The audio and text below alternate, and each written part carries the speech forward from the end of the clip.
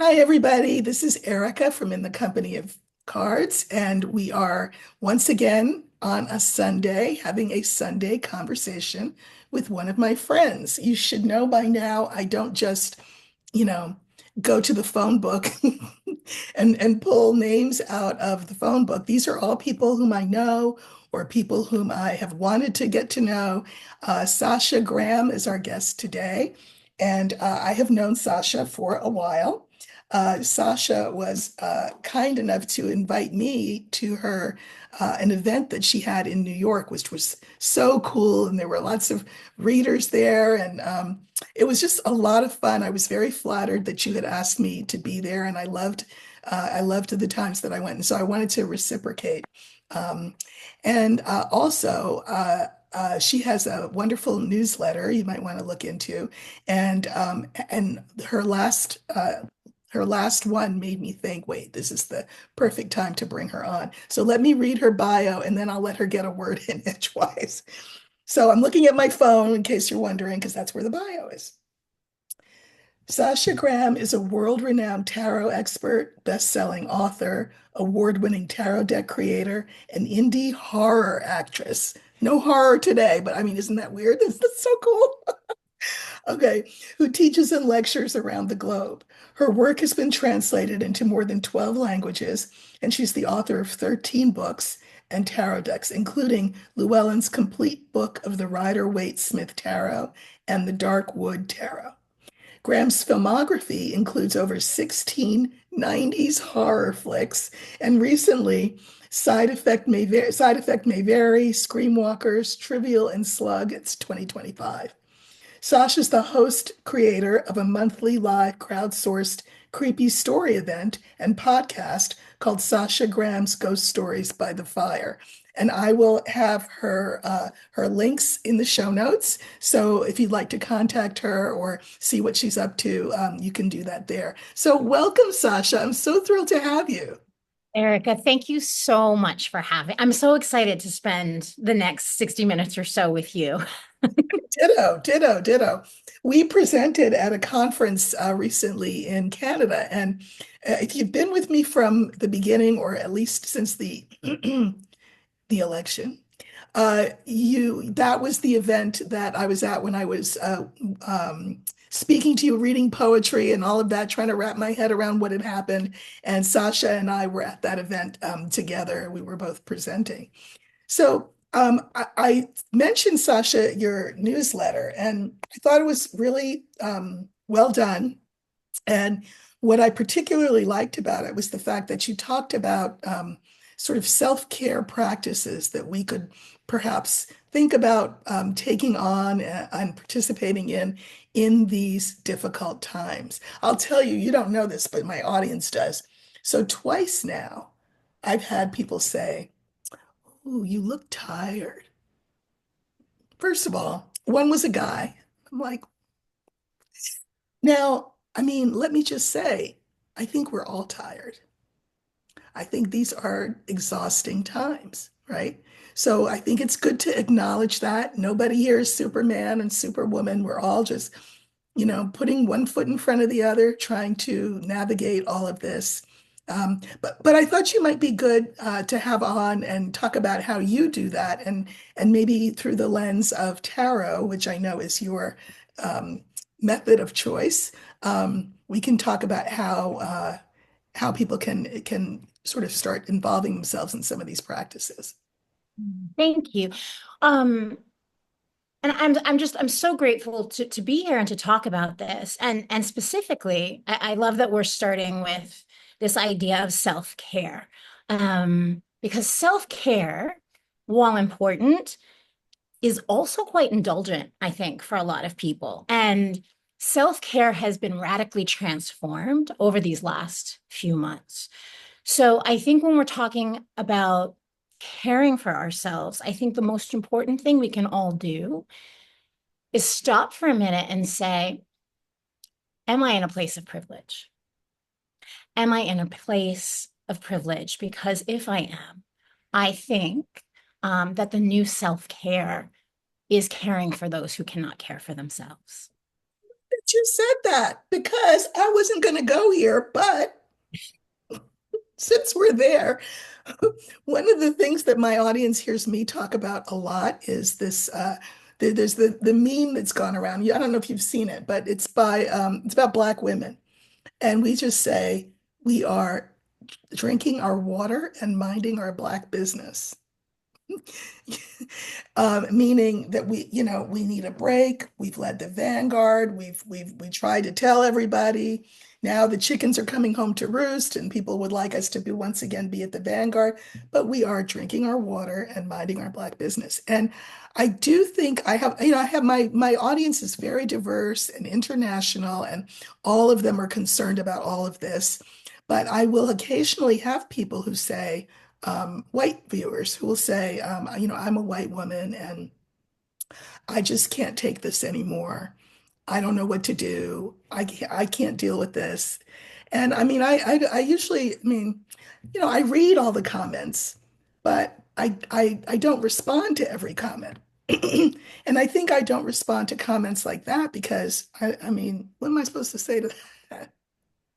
So I think a lot of people's eyes have been opened in the last months, and I think that that's hard. But I think what you said is in line with that. In other words, part of self-care is keeping your eyes open. Part of self-care is not being self-indulgent. When Hmm. you're being indulgent, when you're and I'm not saying this of everybody, but I'm speaking generally. I think I've observed a tendency, and maybe even in myself to some degree, of feeling overwhelmed, feeling helpless, feeling very upset, feeling very victimized. But in truth, how victimized are you, or am I, or are some people who, understandably gotten very emotional about what's going on? But I think that you have to look at, you have to take everything I'm going to talk about today is about taking a step back, Hmm. taking a step back, taking a breath, and saying, how much power and agency do I actually have right now? Do you know? I know from speaking for myself, I have a lot. And the answer is not to retreat into my own hysteria over there's horrible men are doing horrible things. That's not going to do myself or anybody else any good. But the ways in which I can step forward and offer care to those who are vulnerable and who need it and who are suffering and who are right outside my front door when I walk out when I walk out onto the street, that's not something that's something that will make me feel better, but will actually make a difference in the world. So I think we have to be very careful with ourselves and with our emotions, and allow ourselves to feel what we're feeling, but then bring it back to reality and say, who's really hurting here? Do you Hmm. know? Hmm. Yeah. And how can I help them? Because in helping others, you help yourself. Hmm. Oh, that makes sense. That makes sense. I think I am interested in your emphasis on the other. And we'll talk more about that. And I know that's where you want to focus. But I also think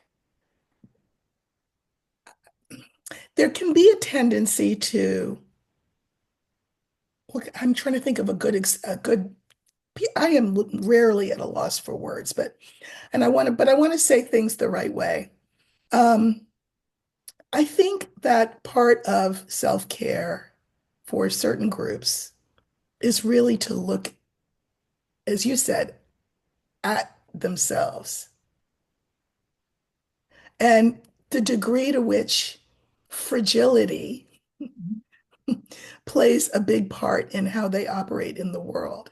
And what are the rewards, for example, for being fragile? Because there are a lot of rewards. Yeah. If you can get away with being fragile. I mean, Black women can't really, but there are other women who can get away with that. And are those rewards really rewards? Are they worth it? Very good question. I mean, there's entire billion-dollar wellness industries built on self-care, right? Yeah, So for capitalism, it's worth it. right. Capital to capitalism, it's very worth it. Yeah. For this idea that that you can relax, yeah, that I'm sorry, I lost Oh, the so initial. fragility. Fragility is the word. And so Yeah, there's a book called White Fragility. It's written by a white woman. Her name is Robin DiAngelo. It's a great book. I think it's really terrific. And what I particularly think is terrific is her use of pronoun. She uses, because she can, she's white, she uses the pronoun we. The book is written for white women, and it makes the case that, for example, just having a conversation about race is something that people will avoid at all costs because they what they'll say is, I don't want to say the wrong thing. And my question is, what if you do say the wrong thing? Like, what will happen? What are you worried about that will happen if you say the wrong thing? And is right, whatever would happen worse than saying nothing and having the elephant be in the room? You know? exactly. But a Yeah. lot of times, every time I mention the word fragility, people get fragile. Because that's a safe Right. place to hide behind, right? And that's also like we you can look at a lot of times that self-care is also being an Mhm. excuse to be indulgent, an excuse to not have responsibility, an excuse to go shopping, an excuse to shut out the world. Um, None of those things are inherently bad, but no, to your point of, yeah, of fragility, yeah, I agree. I agree with you. And I think that Erica, even, to the point of having a show on YouTube where there'll be comments and putting yourself, like any of us, putting ourselves out into the world. And it is scary, right? You don't want to say the wrong thing and get canceled or like, or, but that is the imperfect world, right? And in tarot, that would be the temperance card, holding all options, good, bad, in the middle. Sometimes you're going to mess up. Sometimes you have to mess up in order to grow, in order to see more. Right. Well, that's it. So, for example, you may think you have your tribe and you obey the rules of the tribe. And some of the rules of the tribe may be to not talk about certain things. But is that really your tribe? Maybe if you said what you needed to say, or asked questions that you needed to ask, or critiqued what you need to critique, there may very well be people in that tribe who fall away from you or who push you out of the tribe. But two things we're told in physics, two things cannot take up the same space at the same time, right? So if they fall away or they fall you away, they disappear you, well, what does that do except create space for your real tribe to find you and for you to find your real tribe? So it's an opportunity as opposed to some scary thing to avoid at all costs, going against the rules of the tribe, I think. Yeah. And I inherently do not like the word tribe at Mhm. all. At all. I feel like it's a you versus us versus them mentality, this idea of finding your tribe. I inherently am suspicious of groups anyway, no matter what. It doesn't, and maybe that comes from going to a lot of schools when I was a kid, right? And understanding how group Yeah, dynamics work and how to fit into them. I think that yeah, I like that Buddhist ideal that we're all in everyone, that it's not about the tribe, it's about just exactly like what you said, like creating space, making space. mhm.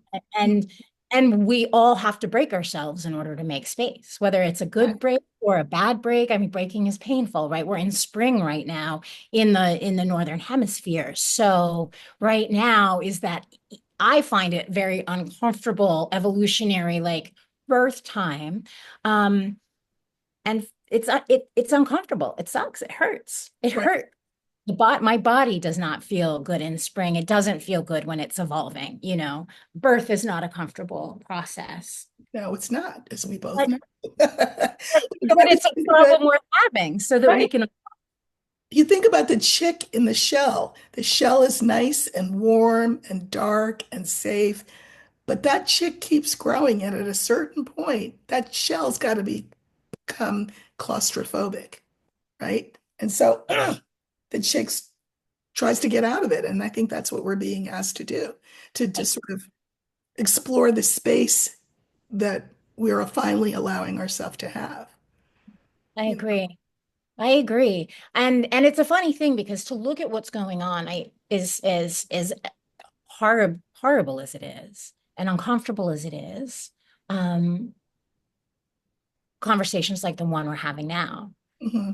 happening and things are changing. Hmm. And it's I don't think as someone who lives in the United States, again, thinking about coming from a place of privilege, how extraordinarily what an incredible place that we live in compared to so many places in terms of human rights, right, around the world. Um, because this is so far-reaching, what's going on, I think its ramifications ultimately, because I am an optimist, are going to be more freedoms, more expansiveness, more space. The astrologers talk about Pluto and Aquarius, and I told you off screen, I don't really know anything about astrology except what my friends tell me. But and Pluto and Aquarius is all about destruction for the purpose of creating something new and of bringing us together. Aquarius is about the collective and us all coming together. I think no, so you lost your train of thought. I lost my train of thought, but it was about this Pluto and Aquarius the destruction, about things breaking in order break to. it. Right. Well, that's what I was going to say.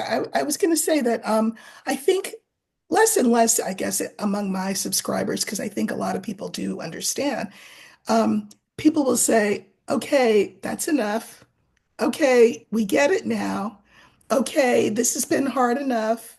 So can we move on to the Aquarius part?" Like, Right. and what I always like to say is that none of us is promised the win. We're promised is the journey, the battle, if you want to be bellicose about it. We hope that we in our lifetimes will see what you're talking about and this great expansion and this Aquarius-like understanding of the world. But we may have come here just for this part. You're younger than I am, but still, we may have just come to help everybody get through this part. And even though we may not see the Great Awakening, somebody will see it. And that maybe needs to be enough for us. We don't want to be so fragile that we say, well, if I can't experience a piece of this, then I mean, I'm not going to be part of that, you know? Yeah. And everything that you just said. And even if, even if, right, even if the worst should come to pass for us individually in our lives, and who knows, maybe that'll happen. Maybe I'll walk out the door within the next week, get hit by a bus. This, whether our life journey is an opportunity for us to find the freedom in Hmm. what's going on, right? So what you're talking about, the astrology of it reminds me so much of the Tower card. Hmm. Now, in tarot, people freak out usually when the Tower card arrives, because it's this free fall, like exploding thing, and there's a loss of control. And what that card is talking about, yeah, it's calamitous, but it's surrender. It's things have gone so insane that there's nothing left to grab. And it's actually one of the most important, I think, tenets actually of self-care or self-management or self-regulation Hmm. is letting go of this idea that we have any control, right? Hmm. The minute we're trying to control, to make it be the way we want to be it, to hold on to what we're comfortable with, all of that. At the moment at which you're grasping and holding, you're not free to move forward. You're not free to expand. So it's Hmm. uncomfortable, but it's the most freeing thing. And whether there's an Aquarius age, whether it's, for the collective, for the individual, every day of our life is an opportunity to find ourselves rising to whatever is in front of us and carve ourselves against that in our Right. action. No, And that's true. That's absolutely true. Individually, collectively, as a country. I mean, Sasha and I, this is a little inside baseball. Sasha and I, a few years ago, talked about doing a project together because one of Sasha's things is shadow work, and you talk about shadow work a lot. And my theory has always been that the greatest shadow work, and the reason it's shadow work is because it hasn't been done, and isn't that the whole thing? You don't want to do shadow work. Is our coming to grips with the great national wound, which is race, the question that we've never really grappled with. We had the war, okay, that's true, and a lot of people died in that war. And then Lincoln made a calculated decision. He's like, you know what? I could really kick the South's butt. I could make them really pay for what they did so that they will never think that they can do this kind of thing again. Or I can say, Kumbaya, welcome home, my brothers.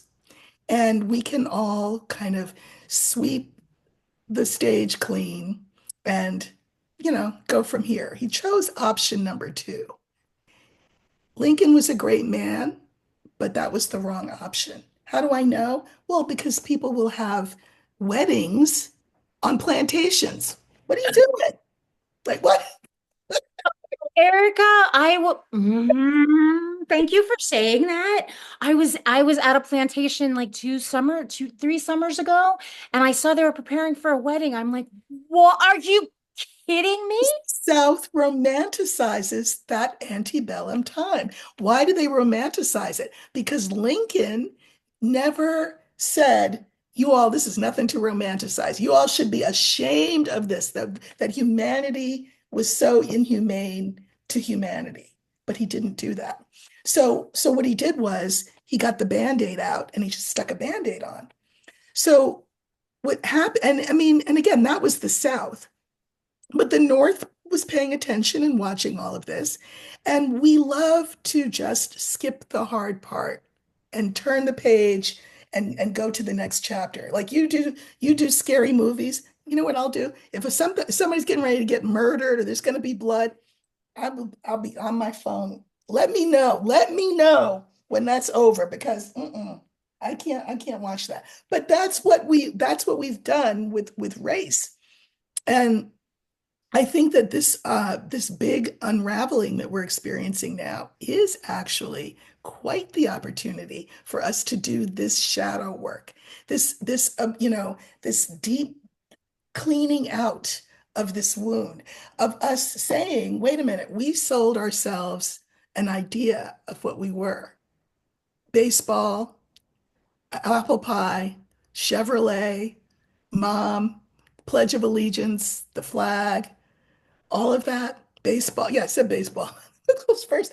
But, and we exported it, and we exported this idea of our being exceptional and exceptionalist to the world. And now the underbelly of all of that is showing. It doesn't feel good. But in the end, like when you clean out a wound and then you dress it and then you put a bandage on it, well, if you wait a while, you might say, oh my God, look at this thing that was all the way down to the bone. And now all I have is just a little scar to remind me that this happened, but I've healed. So, you know what I mean? We can't heal until we take off the bandage and dig through the whatever's in there. Yeah, And that is self-care. That is self-care, yes, it is. right? It I mean, is. nobody wants to go to the hospital and get a wound cleaned out. So if you're a nice mom, are you going to say, yeah, let me just put a Band-Aid on that and we'll just act like, because nobody wants to go to the hospital. Well, when the kid's arm falls off, how grateful are they going to be to you that you saved them, that pain of having the thing cleaned out because they didn't want to go because it was going to hurt. Now they have no arm. How'd that work out? It didn't, you know? So I think a lot of people are realizing that this is really an opportunity for us to see ourselves clearly. And as you say, not just collectively in the way that I'm talking about, but individually. How does this operate in my own life? You know, like I look at things like people's wedding pictures or graduation pictures, and I'm like, how, are these the only people that they're close enough to know that they all look like them? Like those pictures are, everybody looks the same. They're all one race. They're all the hair. There's a sameness. We seem to gravitate towards sameness, which is so what shallow. Well, honestly, depending on, and it's a funny thing. So, as you know, I live in New York City, but I also have a place in the mountains, which is very rural, very white. Hmm. And for a lot of people, up there, they don't see anybody but the people that look like Right, them. right, right. Um, and that's a thing, like Same. that thing. Hmm. Um, yeah, so I think that this idea of people looking alike, people parroting each other, people all wanting to look like their tribe, right? Using the example of like a wedding photo or like groups of friends. Um, and it's a funny thing. Like I look at that, the human nature of that or the instinct to do that.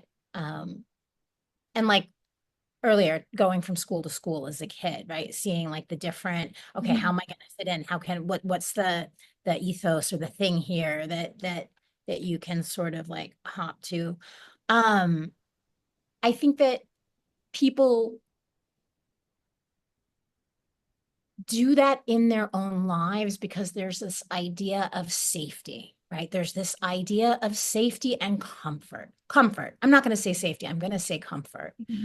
Um, because like when I look at shadow work, it's all about like breaking these patterns, breaking like not being afraid of the unfamiliar, Hmm. whether it's another person or whether it's a situation in your life that freaks you out, right? Because repetition is the world's way Hmm. of making things happen easily, right? So the seasons and the cycles, and you see it in sacred geometry all around. And then we become like my sister and I were talking yesterday on the phone about how crazy people get in exercise classes. Like we're talking about like pickleball and then like adult sports, which are not fun. And like, God forbid you go into a new exercise class, like a Zumba class or a yoga class, and you don't know any better and take someone's spot. Oh my God. And even though you're like a 52-year-old woman, Right. you're getting like an evil eye from across the room because you broke some rule that like you didn't know existed. Yeah. And that's pervasive like everywhere. So like what is that? It's comfort, right? It's habit, it's pattern. Now I know this thing is mine and it has to be this way, and this is our community, and this is the way that we do things. And all that are these crazy forms, I think, of self-soothing, of knowing. Hmm. And which is why it's so important. I think it's not self-care. I think it's just something everybody, I know it's something I try and do, is to like Hmm. shake up your pattern, shake up. And at its most profound and in the most profound magical levels, when you're looking past the material world, like witches and shamans and all of that, you're looking at the energy underneath of Hmm. that tentacle world and tarot. Um, and you encounter something truly new, a new idea that comes into the world, it's going to be scary because it's not something that you've seen before. So we should, I mean, I just think that it's an important thing for people to understand about themselves and then be aware when catch yourself when you're doing it, right? Hmm. Catch yourself. And it doesn't mean you're a terrible person, but like the minute that you catch it and give it some space, you might not have that instinct the next time. I Hmm. don't know. That makes sense. Yeah, no, that makes sense. I mean, I know that our president said, he Not did, my president. No. he said, this was, he made a declaration, and I think he thought it was poetic.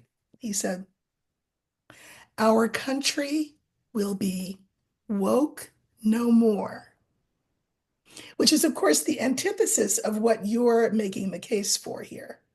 Why would he say this as though this is aspirational? Our country will be woke no more. Well, because when you can put people in boxes and label them and keep yourself safe because, oh, I get it, that's that, and this is this, and this is this.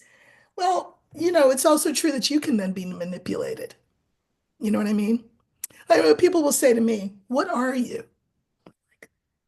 I know what they're asking.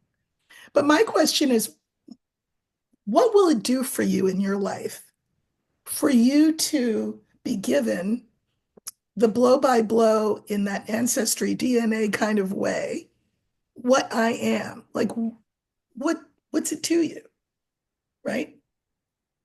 So I think that we're getting encouraged to be anesthetized, to go back to sleep, to stay in our box, to keep other people in their boxes, but it's not going to work. Astrologically, Pluto and Aquarius says, yeah, that's not going to happen. That chick, however comfortable that egg is, the chick will outgrow the egg, and that even if the chick wants to stay in the egg will crack and break.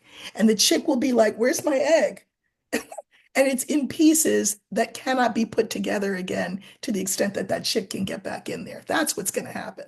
Yeah. Yeah. So talk to me about how tarot can be helpful to us as we try to stay awake, as we try to stretch our boundaries, as we try to sort of redefine ourselves and the space that we're in and the other people that we find in that space. How can tarot be helpful? Well, I think tarot, if it's something that you're interested in and something that calls to you, is incredibly helpful. Um, and I would say really not just tarot, but a tarot practice, Mhm, meaning that it's something that you come to on a daily basis so that you're really forming a relationship with the cards. I think the first and foremost extraordinary thing about tarot is that most of us are all stuck in our heads, right? When we think about where we're, the energy of our body, how we're figuring things out, intuiting our life, it tends to be in our mind, which is just like, one part of the intelligence of our body. So tarot, pulling a card, asking a question, and pulling a card suddenly takes everything that's going on up here and puts it about a foot and a half in front of you on the table. So mhm, immediately you've got a bird's eye view, right? mhm, Immediately you're like, oh, okay, I'm looking at this situation and this question differently. So you've already changed whatever you were just thinking about, and you move into a space of observation. As mhm, any of us know, being in a space of observation means suddenly you're not thinking about yourself. You're you're looking out curiously into the world, or curiously into a card, right? So the energy has changed. And then what tarot also offers you is the opportunity to ask a question. And questions and curiosity have the power to change our lives. mhm, You mhm, have to, I think it's important to learn how to construct a really strong question. So you want to ask questions such as, what can I do? How mhm. could I do this? You don't want to ask questions like why or when. I don't think that being predictive or finding out like why I can't stop eating pizza is going to help me stop eating pizza. Right. What can I do What to can I? help? Mhm, Yeah, yeah. So there, yeah, and the rule, there's just a few simple rules with a tarot reading, but it tarot will always give you an option. It'll always give you something that you can try. It'll always give you a piece of advice, if you're asking for that.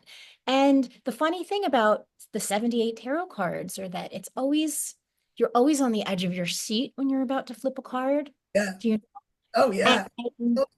you're in a state of really paying attention, and this is the role of sacred religion and sacred ceremony, and why churches and yoga studios use candles and color and singing and scent to open us up. So the act of pulling a tarot card, it really does open us up, and it puts us on the edge of this our seat when we're like, what's the card gonna say? So it Mhm. changes you completely just in the 2 minutes that it would take to sit Mhm. down. Yeah, and then it gives you options. And then, I like to say that tarot is really 78 facets of who you are, Mhm. right? So when people say, "Oh, I could never read tarot," I don't know what that is. That's absurd, because tarot is a reflection of you and everything that you know and have learned in your entire life. So when you understand how you embody the cards, and then you understand that each card is actually infinite in Mhm. the way that it can be read, it's an extraordinary way to move through and to problem solve and to help yourself evolve so that you can get to the work of doing and being who and why you're here. So, one of the things you said just then was it reminded me. I had a conversation. I was on his podcast, Matt Oren's podcast, and he has this theory about the soul and that the soul is three, it's tripartite, has three parts. And I was like, really? I said, I thought, first of all, not that that's that unusual. I mean, Father, Son, Holy Ghost, you know what I mean? People have thought of that before. And I said, for me, the soul is, I think of it as fractal, right? So many different facets. And so it's kind of what you're saying about tarot, that there's 78 sides of yourself that you can look at through tarot. And I like that because I think it opens up a space for people who didn't realize it before, that they are more than just their body, they're more than just their personality, they're more than just a particular exchange with a particular person, but that there are sides of themselves that their higher self is completely aware of, but that they may not be. There are answers that their higher self has that they, in their little three-dimensional, life experience, are not privy to unless they go to some of these practices and some of these tools. And again, people do candle gazing, people scry. I do Lenormand, of course, you do tarot. There are a million ways. And what I love is that the earth itself has given us earthy materials like cards, right? It's just from a tree. It's paper and it's ink. So spirit's given us these things that are literally things, tangible objects that we can use to sort of access the numinous, to access that side of ourselves that a lot of people don't even know is a thing. You know what I mean? So that's Yeah. good. So, we talk about a daily practice. To you, how would you advise going about that? I mean, I know how some people do. So, for example, with Lenormand, people will try to do what I've seen a lot of tarot people do, and I don't think it's particularly effective with Lenormand, which is they'll pull a three-card spread for the day. I've seen people even do it on screen. Here's three cards for the collective. And I'm like, because as you say, like tarot, Lenormand loves a good question. Now, Lenormand is maybe a more, mm, I guess, in some ways, earth-bound, concrete kind of oracle, where tarot can be more sort of psychological and philosophical and all of that. Um, but devoid of a question. I think that with tarot, and you can tell me if I'm wrong, you actually could be devoid of a question and just have a daily practice be that you pull a card. And then as the day unfolds, you go back and back and back, or at the end of the day, go back to that card and say, okay, how did that play out? Because the more you do it, the greater like a lexicon of experience you're creating and developing, so that that card kind of pops off the table and becomes alive for you. Is that correct? Yeah, and to not ask a question and just pull a card Mhm. and observe how elements of that card transpire throughout your day, or could maybe be articulated at the end of the day Right. when you're summing it up. Mhm. I that's a great way to learn the cards. However, I do think, to be honest with you, I mean, there's no wrong ways to use tarot, but unless you're using it nefariously. Um, but I think you shortchange yourself if you don't ask a question, because really it's not the cards, it's the space that you're putting yourself into. I agree 100%. I think that when you don't ask the question, it's kind of like saying it's what your earlier thing was. What did you say? You said you don't, you don't want to ask things like, should I do this? Or Yeah. should Why? I? Because people they give over their agency to cards. Or they'll say things like, I've heard this one always makes me laugh. People will say, "Oh, tarot doesn't like that question." I'm like, excuse me. Last time I checked, I'm the person and you're the card. I understand that I mean, it's a translation device, basically, is what I think the tarot and Lenormand are. They're translation tools meant to serve us, right? But when we flip that script and we give the cards more agency than we ourselves have, where as you say, we're not taking full advantage of what these tools can do for us. So So true.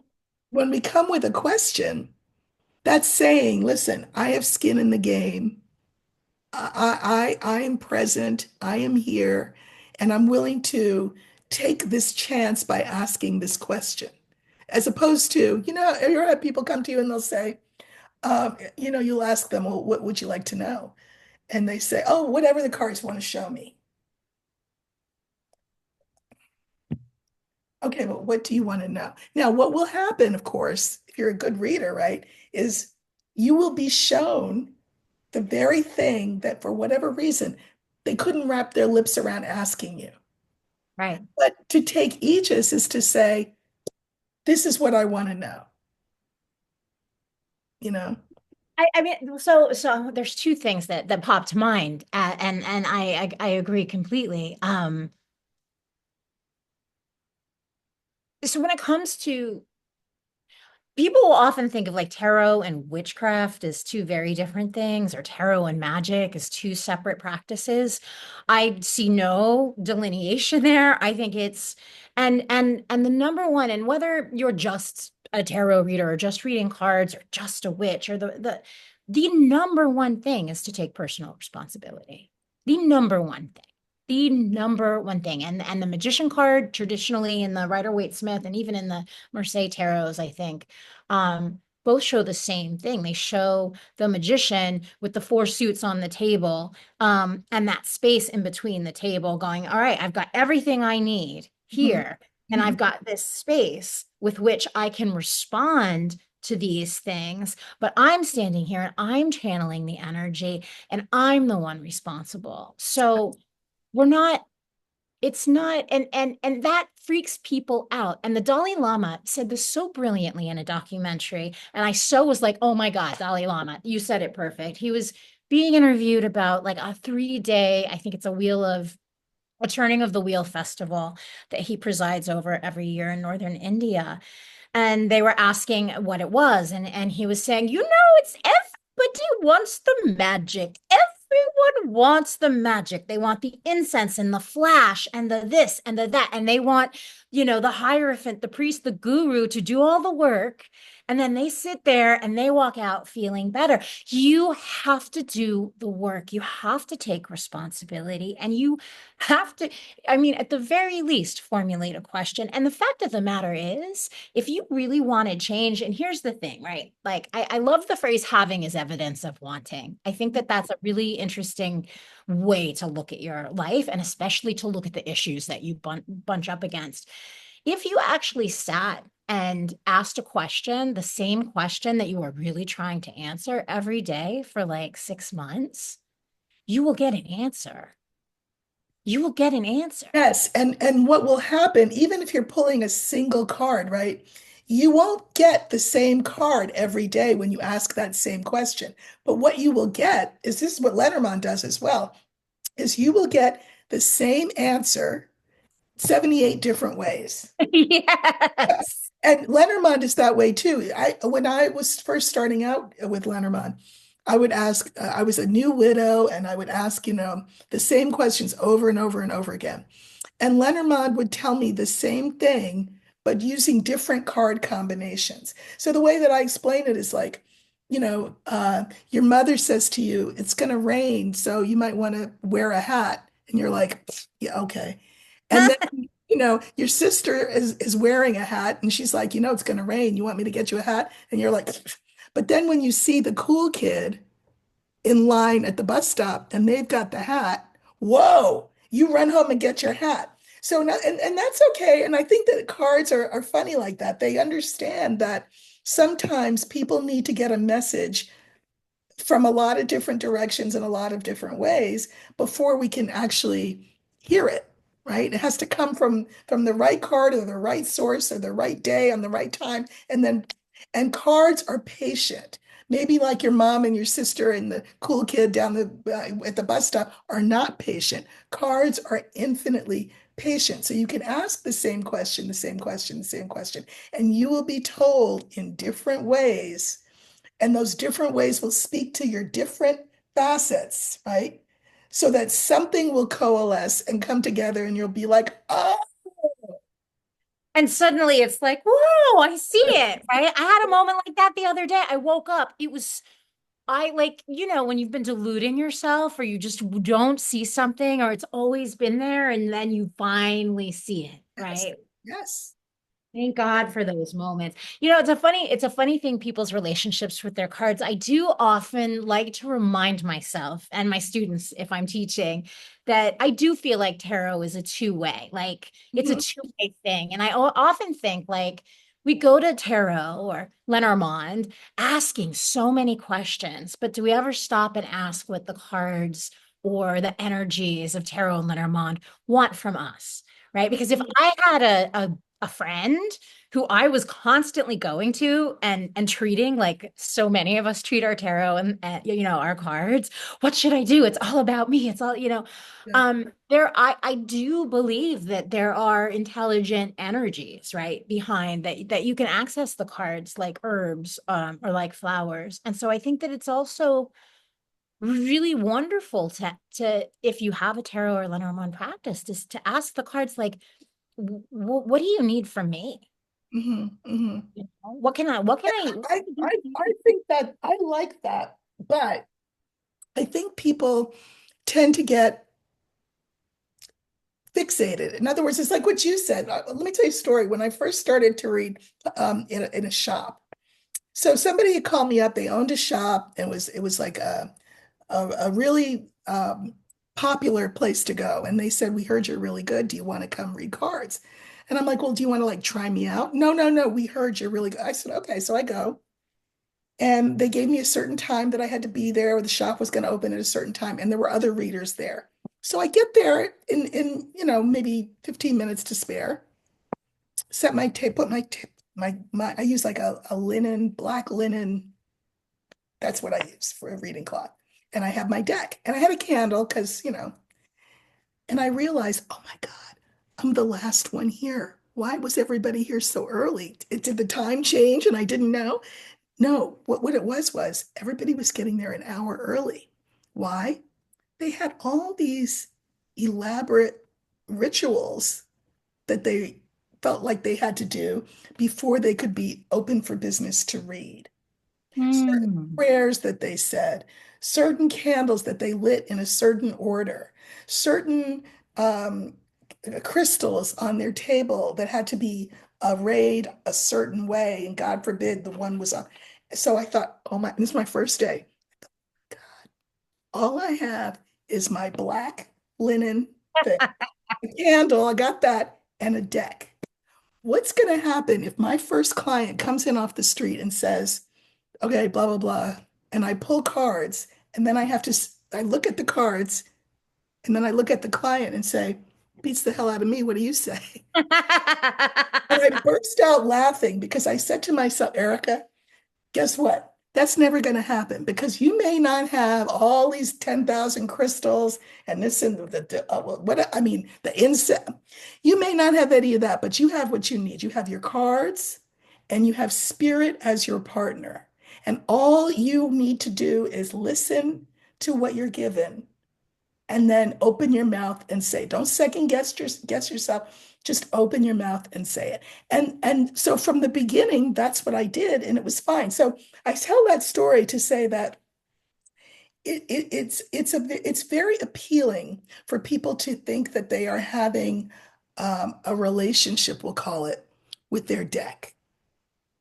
And people will do different things, like they'll wrap it in a silk cloth, or they sleep with it under their pillow, or they and we are a people who, as human beings, we love ritual, uh, which is part of why churches have proliferated. We love ritual. But what have churches done, in my personal opinion? And this is somebody who was going to be an Episcopal priest, and then dropped off that train quick because I realized a lot of what churches are about is control. They understand that people love the mystery of of ceremony and ritual and objects, sacred objects, and all of that.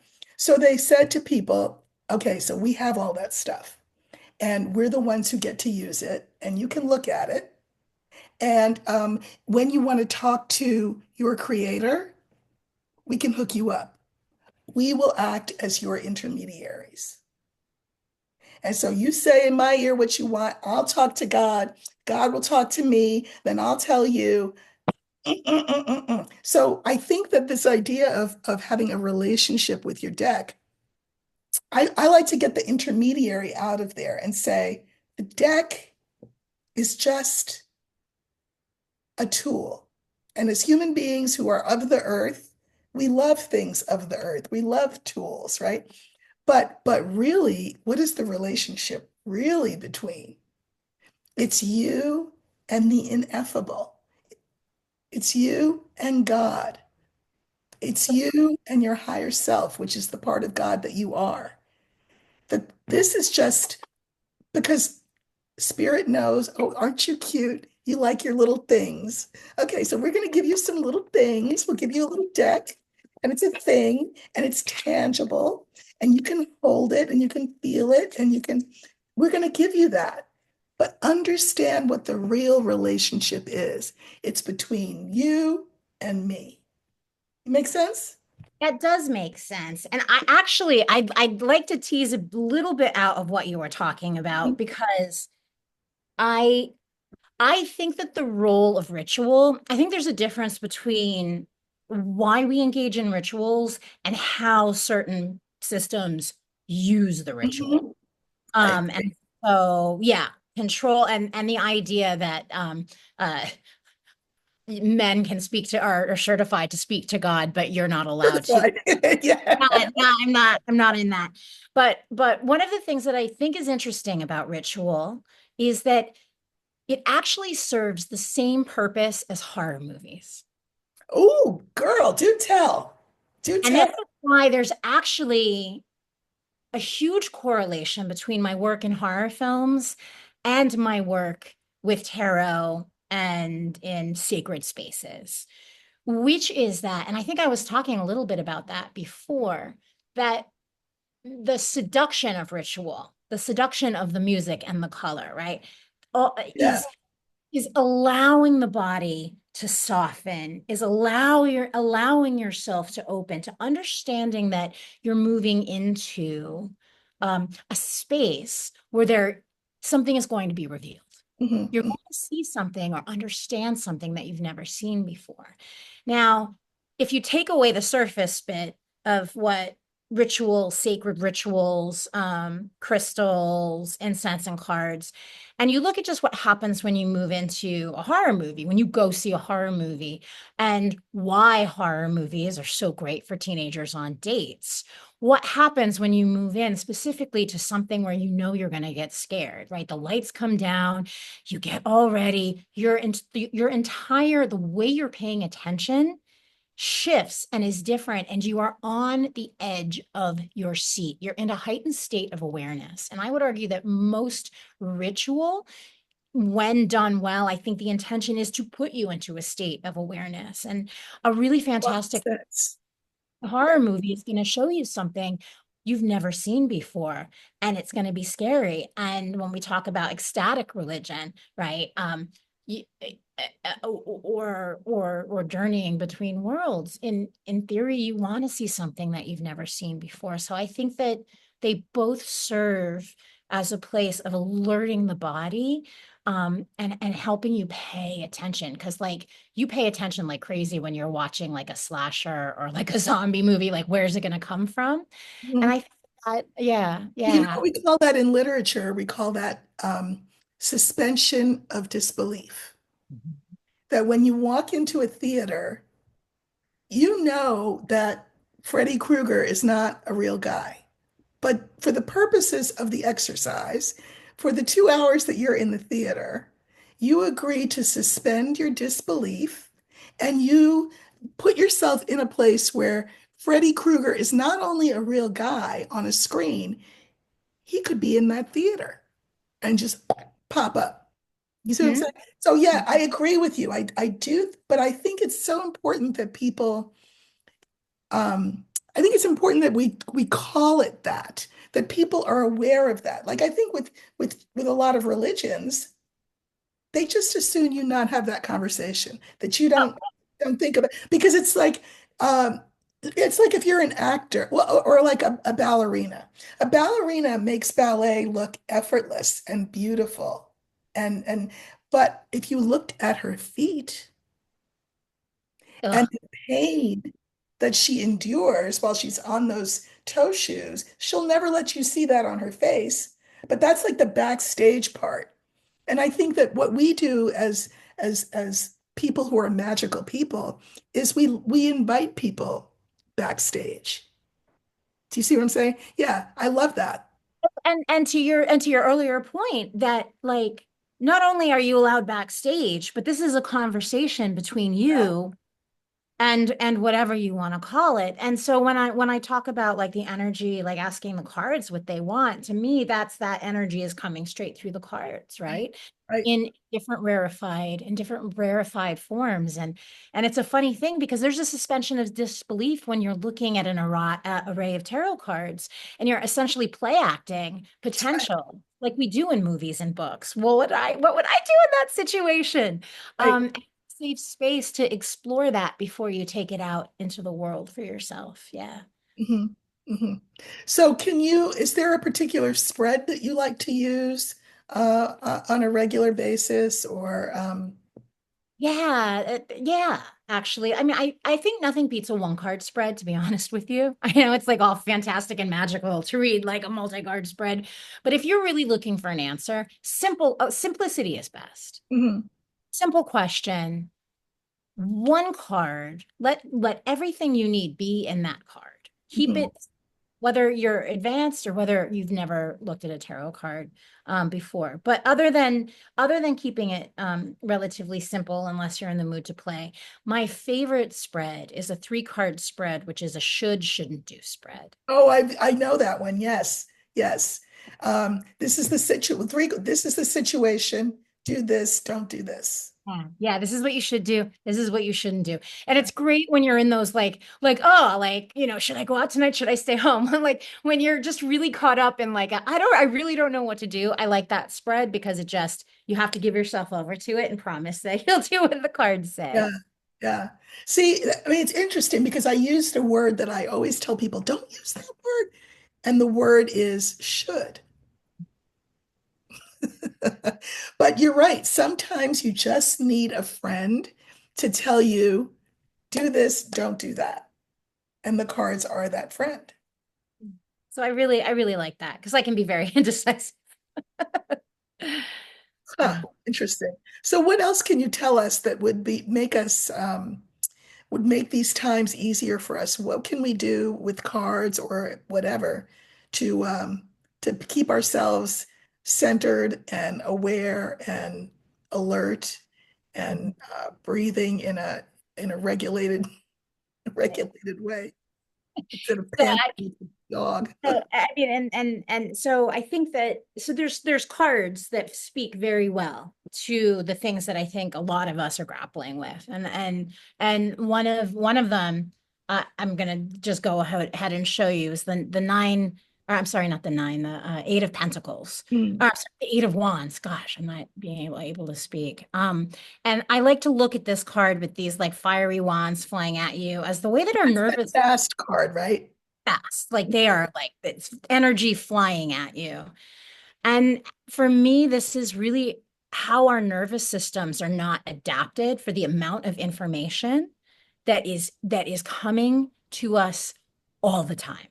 Right. So I think that I like looking at this card, it's a reminder of like when you've got to be like, okay, I need to stop and recalibrate because it's a lot. And this administration knows That's why that they're doing it. Just throw. that Yeah, yeah, over overdrive because confusion is like the best possible thing. So and to be honest, that this was true before they were even in office, in terms of technology and using right, it right. responsibly and just so that's very helpful. I think. And then So the as a practice, for example, could somebody say like, okay, for this week or this month, I'm gonna keep that card as the card that's my focus card, so to speak. I'll shuffle it into the deck, but that's going to be my focus card. And then what I'm going to do now, of course, I only have 36 cards to worry about. Tarot's got 78. But so what I do is I just flip one by one until I find the focus card I'm looking for. But one could do that and have that, that Eight of Wands card be the focus and then do, so that's the situation. Do this, don't do that in any given day, because you're not going to get the same answer every day. But that would be a really good practice to have that. It's acknowledging the way things are, which is just frenetic and frantic and in your face. So, and then the other two cards can be giving you guidance. Yeah, and if you feel very overwhelmed all the time, you can just leave the card out. So as a The reminder, reminder. Mhm. visual reminder, this is where we're at. All right. And then I think that there's a card that's a medicine to that, which is the tower card, which we're in a tower moment, right? And when things are blowing up like all over the place. And I think that the lesson of this card is to let whatever you're experiencing move through you. Mhm. Right. Mhm. The tower, there's no control, like we were talking about before. So you can leave this out. And as a reminder to let the shock, let the outrage, let the freak out, let whatever you are that's like freaking you out, but to let it move through your body, right? Mhm. You don't need to not react. We're not asking, none of us are perfect humans, Mhm. but to let the energy move through our body so that it can exit. So then we can kind of assume that magician space of like, okay, well, now how am I going to respond? That's Right. interesting. And, I see everything always through a political lens. So, today is the big day. There's going to be a vote on whether the budget passes or doesn't pass.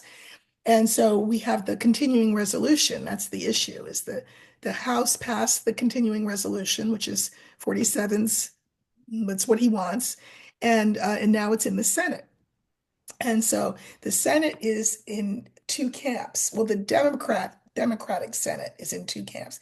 One camp is James Carville, the old guy, uh, strategist, and then there's the AOC, we'll call it the AOC camp. So the Carville camp says vote for vote. Wait, what did they say? Yeah, vote for the CR.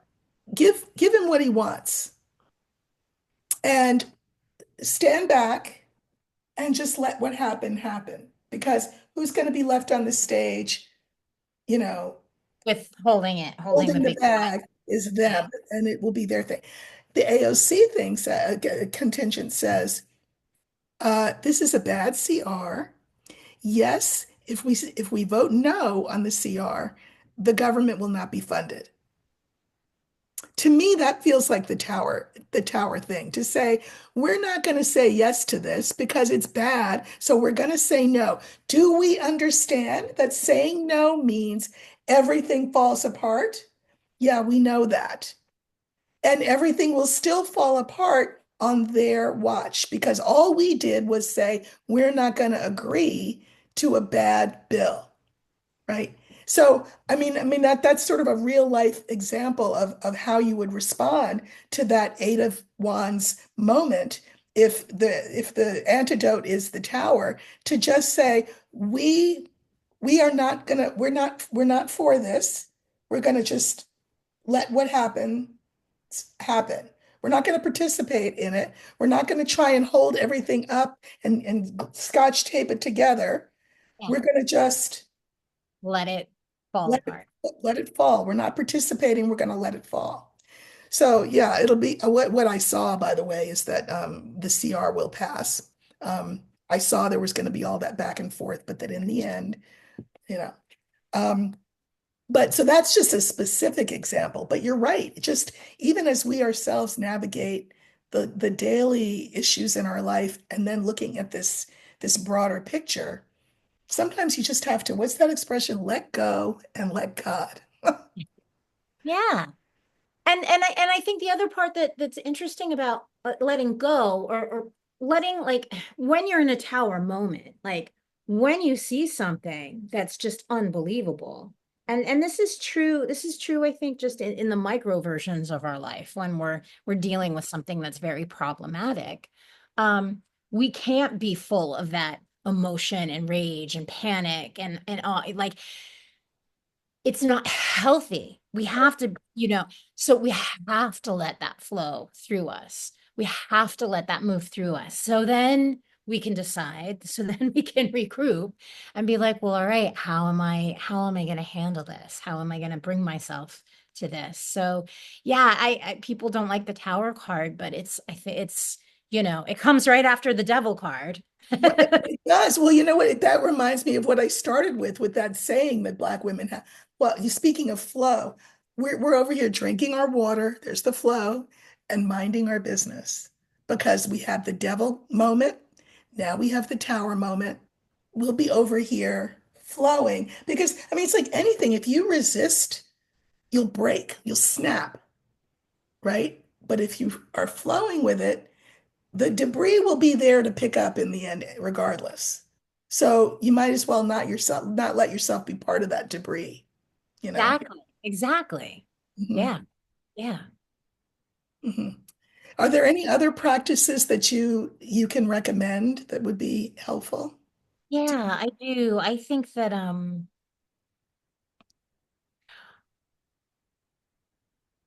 that empowering yourself is really important, just regularly, and like your regular, and all of like these different things that you can do that are exemplified in certain tarot cards, I think are true for our lives, whether we're at a point like we're at now, or whether, 5 years from now, and hopefully things are better, things are fine. But I think it's really important, once you've kind of moved through that space of like, okay, how am I going to respond to what's going on? I think that the Eight of Pentacles has a really wonderful thing, which is the work that you do, right? Which is this idea of like, okay, what can I do in my life with the resources that I have, or with the people that I know, like, where can I put the energy that the tower has worked up, and put it into something actual and real that Mhm. is going to be useful. And that's going to be different for everybody. Everybody. That's why I have this channel. I thought, what can I do? Well, I know I can read cards. I like to talk to people. I'm aware of what's going on in politics. What can I do where I put all of that together, and have my friends come on a Sunday and do it with me. So that's my version. But you're right. It doesn't matter who you are. I had a client once, old woman. And she came to me. I met her when she was quite old, and she had been a therapist for her whole life. And now she was nearing the end. She was quite old. And she asked me a question, and it just so moved me. And the question was, what is my purpose now? And I thought, first of all, I love that that's the question that she was moved to ask because it's full of assumption that she still has purpose, right? And so I used my cards, and what the cards said was, among other things, um, to let people care for her, that to not think of herself as a burden, but you're giving someone a gift when you allow them to care for you, especially if you're somebody's that your whole life been, no, no, no, I got it, I'm good. What can I do for you?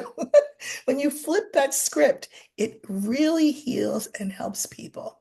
And I said, not for nothing, there are people who are imprisoned in their bodies. They can't move a muscle, but they can pray, but they can pray. There are whole communities of monks and nuns, right? That's what they do. They pray, and that is turning energy in the direction that you want to put it. And the other thing is that I always say, I always bring up, after I just bashed religion, but anyway, there's this there's a saint, Saint Teresa of Avila, and she has a thing that she said, and she said it was my every act a prayer. So when I was in my previous life of, being a wife and a mother and, working and I would be doing dishes or, changing a diaper or doing laundry and I'd be like, ugh. And then I would just remind myself, my every act a prayer. Let everything I do be imbued with that meditative appreciation for the fact that I can do it in the first place. And when I am so old that I can't move, I can say a prayer. And if I can't think of any other words to say in a prayer, thank you, thank you, thank you, thank you is a prayer, you know. So I guess it's about just being mindful in our lives. That's a start, is to be mindful. Cards can help us, of course, be mindful, you know. And I love, I'm so glad that you just said that because one of the kind of the final things that I was thinking about when coming to talk to you about, and I think it's a really important thing that people do unintentionally without realizing it. Um, and it is akin to a prayer, and it is akin to very much being mindful. I think that, and it has to do with patterns. I think that we often say how things are going to go, and we often imagine the worst. For example, Nazi scenarios, which a lot of people are envisioning, and obviously for obvious reasons. And I was sitting at lunch the other day with a friend, and he was going through the thing and going, and yes, and I can see it because I've seen the, we've all seen it. And we've all, yeah, yeah, And and and I thought, okay, but have I imagined the alternative? And exactly. at that lunch, I promised myself that from that moment forward, of course, and a great example is September 11th. I live in Manhattan. Mhm, I had a million escape routes planned if the worst should ever happen in the city. And by golly, it did. mhm, Was I envisioning a better city? mhm. Was I having fun, enjoying? No, right. So I've made a promise to myself, and this is very part and parcel of the Ace of Cups or the Star card, if you will, that when I start imagining a past scenario as a dramatic, horrible one as unfolding in the future, I'll catch myself doing it. And then I'm going to imagine a woman freely taking off a burqa for the last time, if that's what she wants.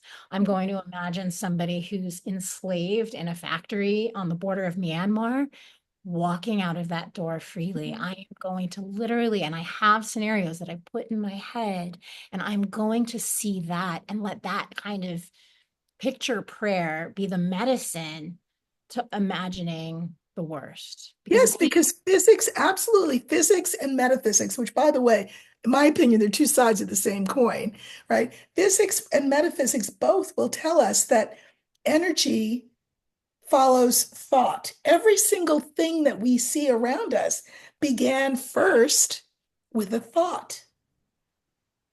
So our thoughts are incredibly powerful. And if we choose to say, again, maybe we won't live to see this New Jerusalem, but we can still envision it and help create it because the thought that we direct, that's where it will go.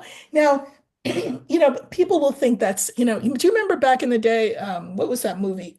Or it was a book too, The Secret? Yes. Yo, yes, yes, yes. So that's like the pop version of this, and I don't love it because the theory is, if you're poor, well, I guess that's because you didn't think rich thoughts, and that's what you get, and that's nonsense. I mean, that's a Yeah. very simplistic way of looking at things.